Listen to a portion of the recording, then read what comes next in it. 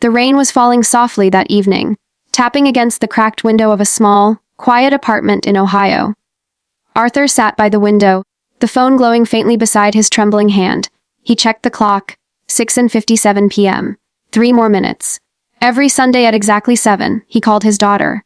And every Sunday, for the past 3 years, she hadn't picked up. He still did it anyway. Not because he expected her to answer, but because hope had become his only ritual. The phone buzzed once, then twice. He pressed the green button, waited for the familiar beep, and began to speak. "Hey Lily, it's Dad." He paused, his voice catching for a moment. "I guess you're busy again." "That's okay. I just wanted to say I hope your week went well. The maple tree outside your window has started turning orange. It looks beautiful." He smiled faintly to himself, remembering how she used to climb that tree, scrape her knees, and laugh like nothing could ever hurt her. "Anyway, I made your favorite soup again. You'd be proud. I didn't burn it this time." He laughed softly, the sound breaking into a quiet cough. There was a silence then. He stared at the little red light on the phone. The one that blinked every time he left another message. There were more than 100 of them now, and she had never listened to even one. He ended the call, his voice barely a whisper. "Good night, sweetheart. Love you." Arthur leaned back in his chair. The room dim except for the flicker of the television showing static. His life had become a loop. The same call, the same words, the same silence. In another city, under brighter lights. Lily sat in her own apartment, scrolling through her phone. She saw his name on the screen again. Dad's voicemail. It had become background noise. Something she didn't have the strength to face. It wasn't anger anymore. It was exhaustion. A kind of ache that comes when you love someone but can't forgive them. She put her phone face down, letting the new voicemail fade into the others. Arthur spent the next morning in the small workshop behind his house. Wood shavings covered the floor, and a half-finished music box sat on his table. Inside it, he had carved her initials, LM, with the same care he once used to braid her hair before school. He wound it up. The tune was soft, fragile, like a lullaby that had forgotten its own melody. He smiled, even as tears slipped down the corners of his eyes. He remembered the day she turned 8. The day her mother had walked out, and he had promised Lily he'd never let her feel alone. But he had broken that promise once. The night of her high school graduation. He was supposed to be there, front row, camera ready. Instead, he was in a hospital bed, drunk and ashamed. The smell of whiskey mixing with regret. That was the night she stopped calling him Dad. He ran his fingers over the music box again. "I'm sorry, baby," he whispered to the empty air. "I wish you'd give me one more chance." Across town, Lily sat in a cafe with her friend Emma. She smiled, but it was the kind of smile people wear when they're pretending to be okay. "How's your dad?" Emma asked gently. Lily's hand froze around her coffee cup. She looked away. "Same as always, I guess." "Still calling." Emma hesitated. "You ever think about calling him back?" Lily sighed. "What would I even say? That I forgive him? I don't even know if I do." She stirred her coffee, her eyes reflecting the steam. He missed everything, Emma. Every recital, every graduation, every birthday. "I stopped waiting for him a long time ago." Her voice cracked at the end, betraying what her words tried to hide, that she still missed him. That night, Arthur sat at the dinner table with a plate he hadn't touched. The house was silent except for the creak of the old clock. He looked at the picture on the wall. Lily at 5 years old, sitting on his shoulders, laughing at the camera. He reached for his phone again. It was Sunday after all. "Hey, Lily," he began, voice tired but gentle. "I saw a bird today. The same kind you used to chase in the backyard. You'd run around in circles until you fell down laughing." He chuckled weakly. "You were a light. You know that. You still are." He hesitated, the next words trembling. "I know I wasn't a good father. I thought I was doing what's best, working, paying bills, building a life for us. But I missed the only thing that mattered. You." His breath shook. "If you ever listen to these messages one day, I hope you know. I never stopped loving you." He ended the call. This time, the silence in the room felt heavier than ever. At midnight, Arthur went out to the porch and sat under the old maple tree. The leaves were falling, each one like a little memory landing softly on the ground. He held the music box in his hands and closed his eyes. The stars blurred above him, faint against the dark sky. He whispered, "Good night, sweetheart," and let the lullaby play one last time. The next morning, a neighbor found him there, still sitting, still holding the music box, the phone beside him with the screen dimmed. He had fallen asleep under the same tree his daughter once climbed, and never woken up. Across town, Lily's phone buzzed again. Another voicemail. She sighed, then froze. Her screen showed one unheard message. Something inside her, maybe guilt, maybe love, made her press play. His voice filled the room, soft, tired, full of love. "Hey, Lily, it's Dad. I saw a bird today." Her heart clenched. She dropped her phone, tears spilling before she even realized why. And for the first time in years, she whispered, "I miss you too, Dad." The sound of her father's voice wouldn't leave her head. It echoed in every corner of Lily's apartment, every silent breath between heartbeats. She sat on the couch, phone trembling in her hands, replaying the voicemail again and again. "Hey, Lily, it's Dad. I saw a bird today." Each word cut through the years she had tried so hard to bury. The years she told herself she didn't care. The years she convinced herself she had moved on. But now, hearing him like that, his voice soft, aged, breaking with every word, it felt like the weight of the world had been waiting for this moment to fall on her chest. She pressed the phone to her heart and whispered through the tears, "Why didn't I just call you back?" The next morning, she couldn't focus at work. Emails blurred into nothing. People talked but their voices sounded distant. At lunch, she opened her phone again. Her thumb hovered over the voicemail app. There were 117 unheard messages. She swallowed hard. Her heart raced. She pressed play on the first one. The date said April 3rd, 3 years ago. "Hey, sweetheart. I know it's been a while. Just wanted to check if you're eating okay. Don't forget your vitamins. Remember how you used to hate them?" He laughed at his own memory, his voice brighter back then. "Oh, and I fixed your old bike. Still rides smooth?" She closed her eyes, tears sliding down her face. She could picture him in that old garage, tools scattered, his hands covered in grease, humming that same country tune he always did. The next message was from a week later. "Hey, Lily, just wanted to say I'm proud of you. I saw your name on the college website. You've done good, kid. I mean it." She pressed pause and covered her mouth, choking on a sob. He had been watching. Even when she thought he didn't care, he had been there, quietly, lovingly, in his own broken way. That night, Lily sat by the window, the same window her father had mentioned in his last call.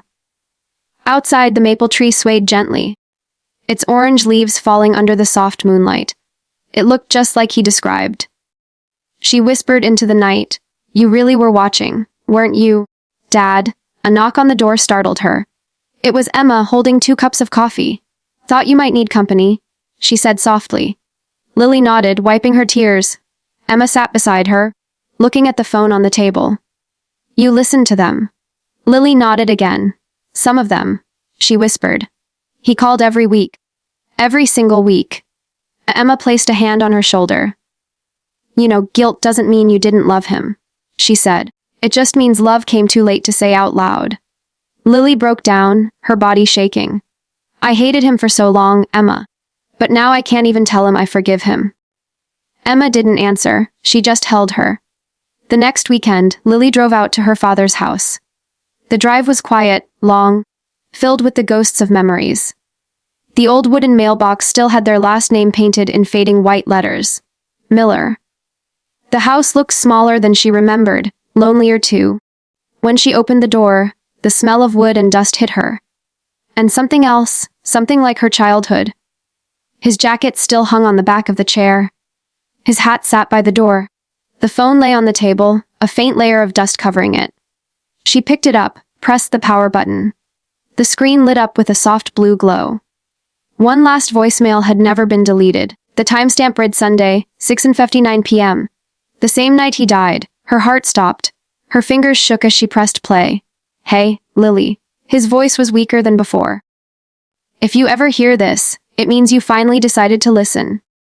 I don't know what you'll think of me now, but I hope you'll understand. I was scared, baby. Scared to be a father after losing your mom. Scared I'd mess you up the way life messed me up. He paused, breathing shallowly. But you were the best thing that ever happened to me. I never said that enough. Tears streamed down her face. He coughed, the sound breaking her heart in half. If you ever come home, check the workshop. There's something there for you. Maybe it'll make you smile again. He chuckled faintly. I love you, Lily. I always will. The voicemail ended with a soft click. The silence that followed was unbearable. She dropped the phone, collapsing onto the floor, her sobs echoing through the empty room. After a long time, she stood up and walked toward the small workshop in the back. The door creaked as she pushed it open. Dust floated in the golden light from the window. And there, on the table, lay a small wooden box, polished, finished, beautiful.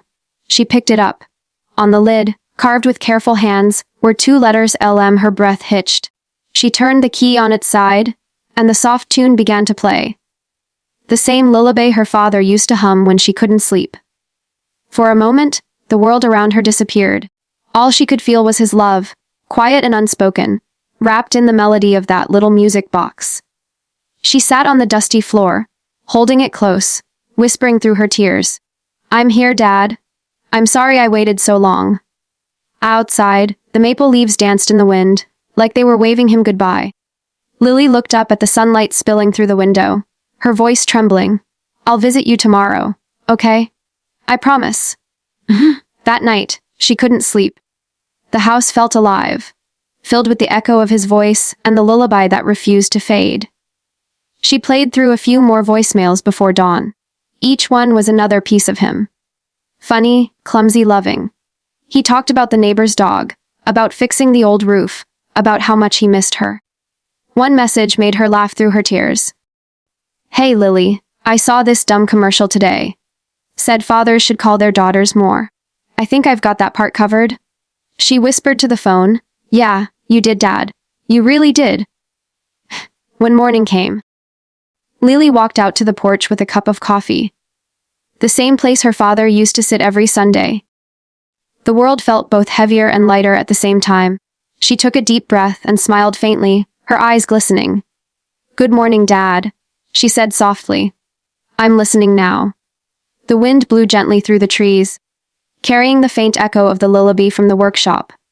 And for the first time in years, Lily didn't feel alone. The morning after the funeral, the sky hung low and colorless. Rain clung to the edges of Lily's window, as if the world itself refused to let go of him. She hadn't slept. The house was too quiet, too full of echoes that used to be his voice. Her phone still sat on the table, the last voicemail playing on repeat. Hey, sweetheart, just checking in.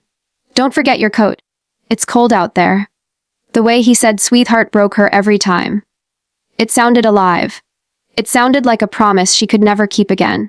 She pressed the phone to her chest and whispered, I'm sorry, Dad. But the walls didn't answer. Later that day, she drove out to his house. The small, old cottage by the woods. It had always smelled of cedar and old books. The paint was peeling, but every corner was touched by him.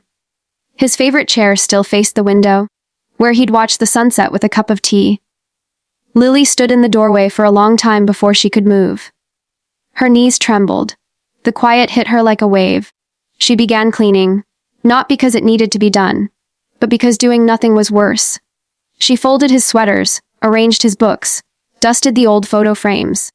Every touch felt like betrayal, like she was erasing him. Then, while clearing the desk, she found a small, worn-out notebook. Her heart froze. On the cover, in his handwriting, were the words, "Letters I never sent." Her breath caught. She sat down and slowly opened it. The first page read, June 7th, Lily's 23rd birthday. I bought her that book she wanted, but I'm not sure she'll even read this message. I left her another voicemail today. I wish she'd pick up. I just want to hear her voice. A tears blurred her vision. She turned the page. July 14th. I heard from Mrs. Green that Lily got promoted. I'm proud of her. I wish she knew how proud I am. By the third page, the ink had begun to fade, but the words cut deeper. August 2nd. I saw her at the station today. She didn't see me. Or maybe she did and turned away. I don't blame her. Maybe she's better off without an old man holding her back. Lily's breath shook. The weight of regret settled heavier in her chest. She had spent years believing he was the one who didn't try. But now, every line told her the truth. He had never stopped trying. The last page had just one line. If she ever reads this, I hope she knows. My silence was never anger. It was heartbreak. Lily's sobs filled the room. She pressed her forehead to the paper, whispering through the tears, I know now, Dad. I know. Evening came before Lily realized how long she'd been sitting in that small room. The air had turned cold, the kind that seeps through the cracks and touches your bones. She wiped her eyes with the sleeve of her jacket and stared at the notebook again. Each word felt like a heartbeat she could never return. On the corner of the desk sat his old cassette recorder. The same one he used to record his songs when she was a kid. A small label was taped to its side. For Lily, keep listening. Her hand trembled as she pressed play. A low hiss filled the silence, then his voice. A little rougher, a little older. Hey sweetheart, if you're hearing this, I guess I didn't get to tell you some things face to face. Her breath stopped. I know I wasn't the father you wanted all the time. I didn't always understand your world, your music, your choices, the city you loved so much. But I watched you chase your dreams, and even when you shut the door on me, I was proud every single day. The sound cracked as if the tape itself was crying. I used to sit by that window, waiting for your call. Sometimes I'd pretend you were still little, running in with your backpack, telling me about your day. I'd make us cocoa, like the old times. Remember? You'd spill it every time and laugh like it was magic. Lily covered her mouth, choking on her tears. He continued, softer now. I left you messages not to remind you I existed, but to remind myself that I still had a reason to keep breathing. You were that reason, Lily. Static swelled, then his voice again. Quieter, almost like a whisper in the wind. If one day you forgive me, don't look for me in the house. Go to the hill behind the maple tree. That's where I always talk to your mom. That's where I'll be waiting too. Click. Silence. Lily froze. The recorder whirred, then stopped. Outside, the rain had eased into a mist. She set the recorder down gently, afraid even the sound of her breathing might shatter what remained of him. She stood and walked to the window. Beyond the trees, she could see the faint outline of the hill he had mentioned, the one he used to take her to when she was small, to fly kites and watch the stars. Her heart pounded. The world outside looked the same, yet completely different. For the first time, she wasn't afraid of remembering. She slipped on his old coat hanging by the door. It still smelled of cedar and tea, and stepped out into the night. Each step through the wet grass felt like walking backward through time. The hill rose before her, quiet and dark, a single maple tree standing against the sky. She stopped at the top, breath clouding in the cold air, and whispered into the silence, I'm here, Dad. The wind moved through the branches as if answering her. Leaves rustled like faint applause, and she felt, for the briefest moment, that she wasn't alone. The grass was still wet with rain, glistening under the pale light of the moon. Lily stood beneath the old maple tree, the one that had been her father's secret world. Every leaf whispered memories, laughter, stories, promises, all lost to time. She placed her hand on the trunk. The bark was rough but familiar, as if holding on to the warmth of 1,000 unspoken words. Her breath came out shaky. She whispered, You said you'd be here, Daddy. Something caught her eye, a small tin box, rusted, half buried near the roots. Her heart began to race. She knelt down and brushed away the dirt. The box was cold, its edges worn smooth by years of weather and patience. She opened it slowly. Inside was a folded letter yellowed with age, and a small locket she hadn't seen since childhood. Her mother's. Her fingers trembled as she opened the letter. Sweetheart, it began. The same handwriting that had filled the notebook. If you're reading this, it means you finally came home. I didn't want you to remember me by the days we argued, or the silence that grew between us. I wanted you to remember the laughter, the cocoa spills, the stories we made when the world still felt simple. She paused, her throat tight, her eyes blurring with tears. I never stopped loving you, Lily. I know I wasn't perfect. I lost your mother too early, and in trying to be both parents, I forgot how to just be there for you. Every voicemail, every letter, was my way of saying what I couldn't face. To face, you were my reason for everything. If I could ask for one thing, it's that you live a life full of light. The kind I always saw in you. Lily pressed the paper to her chest and let out a cry that echoed across the field. It wasn't anger or regret anymore. It was release. For the first time in years, she let herself remember everything. The way he used to dance with her in the kitchen. The nights he stayed up helping her with homework. The stories he'd tell about her mother under this very tree. The wind picked up gently, swaying the branches above her. For a second, she could almost hear his voice again. Faint, kind, and full of warmth. Proud of you, sweetheart. She looked up, tears streaking her cheeks, and smiled through the ache. I know, Dad. I'm proud of you too. She hung the locket on one of the lower branches, letting it catch the moonlight, a tiny golden star swinging in the dark. Then she sat beneath the tree, the letter still in her hands, and watched the sky until the first traces of dawn touched the horizon. The world felt softer now. Not healed, but no longer broken. In the distance, the town began to wake. Birds stirred. Life moved again, and in the quiet between heartbeats, she heard it one last time. The faint echo of her father's voice, carried by the wind. Hey, sweetheart, don't forget your coat. It's cold out there. The sunrise crept over the horizon like a slow forgiveness. Pale gold spilled across the hill, washing over the maple leaves, and the locket that swung gently from its branch. Lily sat there wrapped in her father's coat, watching the light turn the world warm again. The letter lay folded beside her, edges soft from the tears that had fallen through the night. She hadn't realized how long she'd stayed until the birds began to sing. For the first time in years, she didn't flinch at the sound of morning. It felt like the earth itself was telling her to breathe. When she drove back to the city, everything looked the same yet nothing felt familiar. The noise, the flashing lights, the people rushing by. She had lived here for 10 years without ever really arriving. She walked up the narrow stairs to her apartment, placed the letter on her desk, and stared at it.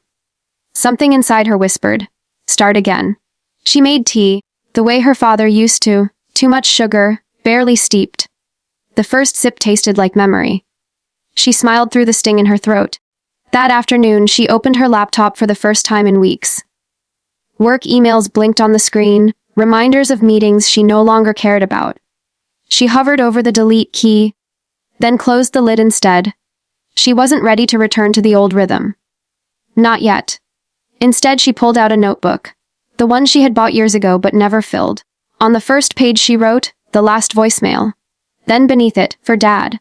The pen moved slowly at first. Hesitant words, fragile sentences, but soon the memories began to pour out. The laughter, the fights, the silence, the love that never stopped humming beneath it all. Each word felt like stitching a torn fabric back together. Days turned into weeks. She kept writing. Every evening she walked to the park near her apartment, sat on the same bench, and wrote until the light faded.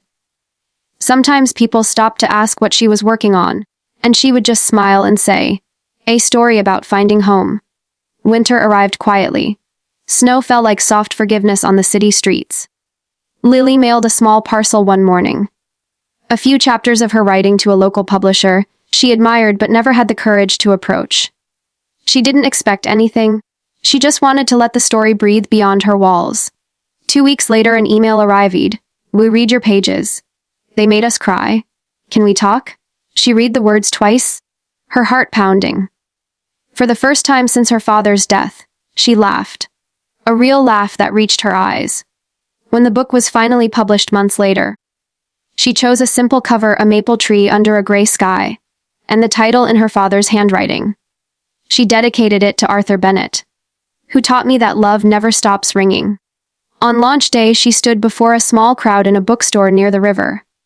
Her hands shook as she read the opening lines aloud.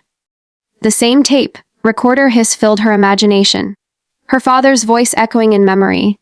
"Hey, sweetheart, don't forget your coat." Her voice cracked, but she kept reading. Every word was a bridge between past and present.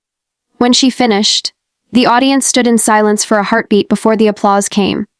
Soft at first, then rising like wind through leaves. Afterward, an elderly man approached her. His eyes were kind, his smile gentle. "That story," he said, "reminded me of my daughter. I think I'll call her tonight." Lily's chest tightened with quiet joy. "You should," she whispered. "Don't wait." That night, back home, she set her phone on the table and listened to her father's last voicemail one more time. It no longer broke her. It felt like a song that had finally found its end. "Hey, sweetheart, just checking in." She smiled. "I heard you, Dad. I'm okay now." The next morning she drove to the hill again, carrying a small box. Inside was a first edition copy of her book, tied with a red ribbon. She placed it beneath the maple tree beside the old tin box and whispered, "It's yours too." The wind lifted the pages, fluttering them open to the dedication. The locket swung above, catching the sunlight like a quiet blessing. She sat under the tree for a long time, letting the breeze wrap around her. Somewhere between the rustling leaves and the hum of distant life, she could almost hear her father's chuckle. Not haunting her, just keeping her company. When she finally stood to leave, she didn't look back. She didn't need to. The past had stopped chasing her. As she walked down the hill, the morning light followed her steps. She slipped her hands into the pockets of his old coat and found something she hadn't noticed before. A small folded paper, hidden deep inside. Her breath caught as she unfolded it. It was just one line, written in the same messy scrawl. "When you find your voice, sweetheart, the world will listen." She pressed it to her heart and whispered, "They are, Dad. They finally are." The wind rose gently, carrying the echo of her father's laughter through the trees. It was no longer goodbye. It was forever. The world didn't change overnight, but something inside Lily had. The silence that once felt heavy now carried music. Soft, unseen, but always playing somewhere deep in her chest. A few months after the book launch, letters began arriving. Real letters, not emails. Envelopes with smudged handwriting and stamps from towns she'd never heard of. Some came from daughters who had stopped talking to their fathers years ago. Others were from parents who missed the sound of their children's voices. Each one began the same way. "Your story made me call them."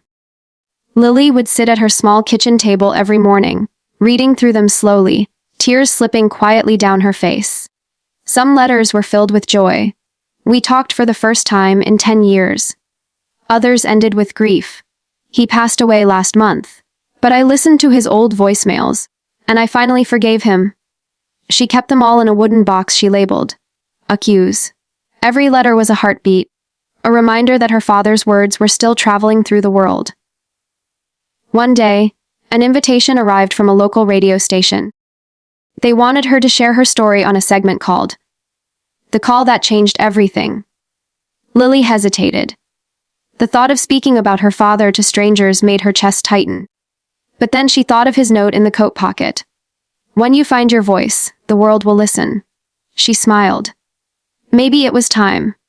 The studio smelled of coffee and static. She sat across from the host, a kind woman with warm eyes. "Lily," the host began softly, "your book touched so many hearts. What made you decide to write it?" Lily took a deep breath. "Because silence hurts more than words ever could. I spent years running away from a man who was only trying to love me in the best way he knew how. When I lost him, I realized I'd been saving all the wrong things. Anger, pride, excuses. Writing was my way of giving something back." The host leaned in. "What would you say to people who are still holding back that call?" Lily smiled faintly, her voice steady now. "Don't wait.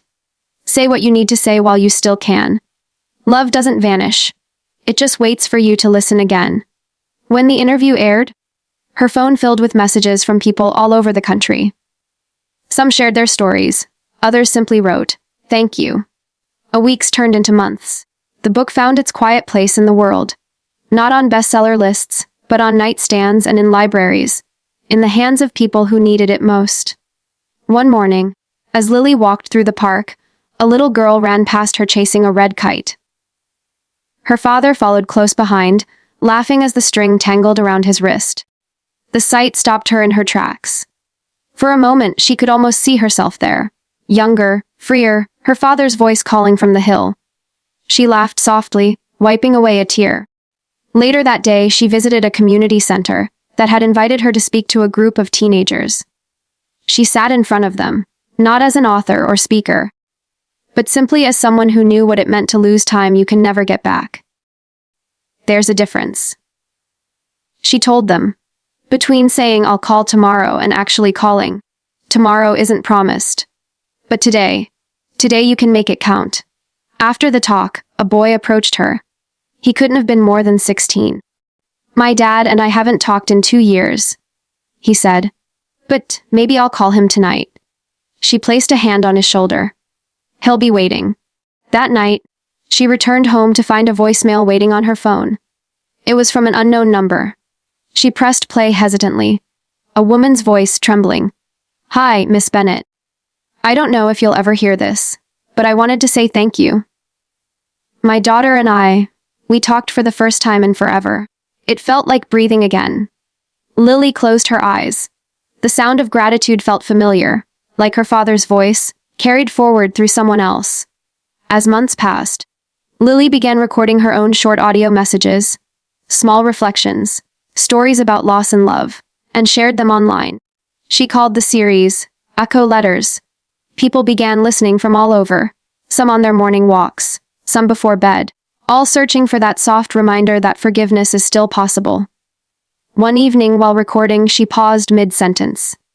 Outside her window, the city lights flickered like distant stars. She thought of her father sitting by that same window years ago, waiting for her call. Her voice softened as she continued. Sometimes, the people we love leave messages we're not ready to hear. But when we finally listen, it's never too late to answer. When she finished, she let the recorder run a little longer, capturing the quiet hum of the world outside. She smiled at the sound. It wasn't silence anymore. It was peace. She whispered one last line before turning off the mic. Hey, sweetheart.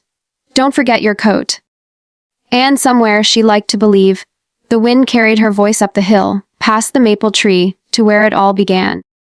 Spring returned quietly that year, as if the world itself had been waiting for Lily to breathe again. The air smelled of wet grass and new beginnings. Each morning sunlight crept through her curtains and painted her room in gold, the same way it used to light her father's study. Her life had found a new rhythm. Soft, honest, unhurried. The past no longer followed her. It walked beside her like an old friend. She had kept her father's house just the way it was. Every weekend she drove there, brewed his favorite tea, and sat by the window where he used to sit. The old recorder rested on the table beside her, silent now, but still sacred. That morning she played one of her Echo Letters episodes, her voice filling the quiet. We don't move on, she said softly through the speakers. We move with them. Every step, every heartbeat, carrying the love they left behind. She smiled. The words didn't just belong to her listeners anymore. They belonged to her too. Later, she walked to the hill. The grass had grown tall again, swaying like a green ocean. The maple tree stood proud and still, the locket catching bits of sunlight as it danced in the wind. She brushed the dirt from the tin box and laid a new flower beside it. A white lily, fragile and pure. I finished another recording, she whispered. I think you'd like this one. It's about letting go, but not losing. The wind answered softly, moving through the branches like an unseen hand. She sat down and looked out at the horizon. The same place where she used to fly kites with him, where the sky seemed endless. A small smile tugged at her lips. You know, she said quietly, I used to think forgiveness was a gift I'd never earn. But I think it's something we both gave each other in the end. The sky began to shift, turning the clouds orange and gold. The light washed over her face, gentle as a memory. For a long moment, there was no sadness, just stillness. She closed her eyes and breathed deeply. The air smelled like cedar again. And then she whispered, I love you, Dad. Thank you for waiting. The following week, the world seemed to open for Lily in ways she hadn't expected. Letters poured in from strangers across the country, stories of people who had lost parents, siblings, or children. Each message carried the same quiet ache, the same search for peace. She read them all at night, sitting by the window with her tea. Some made her cry, others made her smile through the tears. But one letter stood out. A boy named Ethan, only 16, who had lost his mother to cancer. He wrote, "Your episode, The Empty Seat, made me talk to my mom's photo again. I hadn't done that in 2 years. Thank you for reminding me that love doesn't stop talking, even if one side goes quiet." Lily's hands trembled as she held the letter. She had once been that same quiet, broken child who stopped talking to her father. And now, through her voice, she had become someone else's reason to heal. She replied the next morning, "You don't have to say goodbye, Ethan. Just keep the conversation going."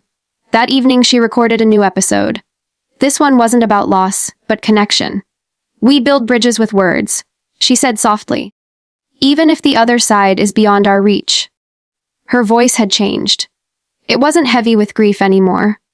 It carried warmth, depth, and the calm of someone who had survived herself. A few days later, she received an email from a small public radio station. They wanted to feature echo letters on air, to help others who were grieving. Lily agreed, though her hands shook as she pressed send. The night before the first broadcast, she sat on her father's chair again. The tape recorder was there, still and waiting. She reached for it, pressed play, and for the first time, she didn't cry when she heard his voice. "Hey, Lily?" the recording began. "If you're listening, it means you're still trying. And that's enough. That's all it ever had to be." She laughed softly, wiping away a tear. "I'm still trying, Dad. Still trying to make you proud." When the episode aired the next morning, millions heard her words. The intro music faded, and her steady voice began. "Today's letter is for anyone who's ever felt left behind. You are still loved. You are still seen. You are still here. Outside, the world moved on, cars, sunlight, laughter in the streets. But for countless listeners across the country, time stopped for a moment. Someone was speaking directly to their hearts. And somewhere, maybe beyond sound and air, a father smiled. His daughter had finally found her voice. Months passed, and Echo Letters became more than just a podcast. It became a quiet movement of love, loss, and remembrance. People from across the world began sharing their own echoes. They recorded letters to the ones they lost, just like Lily had done. Sometimes she'd listen to them late at night. A mother's trembling voice reading to her son. A brother saying sorry for things he never said. An old man thanking his late wife for 50 years of sunsets. Every voice carried pain, but every echo ended with hope. And in those moments, Lily understood what her father had meant all along. Love doesn't end, it evolves. It becomes a rhythm the heart remembers even after silence falls. One autumn evening, she returned to the hill again. The sky was painted in shades of rose and amber, the air cool and full of quiet. The old maple tree stood steady, its leaves turning gold, whispering in the wind like an old song. She brought a small wooden box with her this time. Inside was a letter she had written. Not to her father, but to herself. She unfolded it gently. Her handwriting was uneven, but full of truth. "Dear Lily, you did it. You forgave, you healed, and you kept his story alive. You are everything he hoped you'd become." Her lips curved into a trembling smile. She placed the letter in the tin box, beside the old cassette, and buried it once more under the maple tree. Then, standing there beneath the sunset, she spoke aloud one last time, her voice steady, her heart calm. "Dad, I don't think I'll come back here for a while. I think you're not here anymore. You're everywhere." The wind rose gently, brushing against her face, warm as a hand she used to hold. The leaves danced around her, swirling gold and red. She laughed, a free, unbroken sound. That night, when she returned home, she played the final episode of Echo Letters. Her voice drifted through the speakers, low and peaceful. "Sometimes goodbye isn't the end," she said. "Sometimes it's the moment we finally begin to understand what love really means." She paused, smiling softly. "This is Lily, and this was my echo." The music faded. Silence filled the room, not empty, but alive. Outside, the world went on, streetlights glowing, distant laughter echoing, the hum of life continuing. And somewhere beyond sound and time, A familiar voice whispered back, carried by the wind. I'm proud of you, kiddo. Lily looked out her window one last time. The stars were brighter than ever, scattered like memories she no longer feared to hold. She closed her eyes and breathed deeply, her chest rising with peace instead of pain. For the first time in years, she slept, not to forget, but to rest. And the world, listening through her echoes, finally understood that love, once spoken, never dies.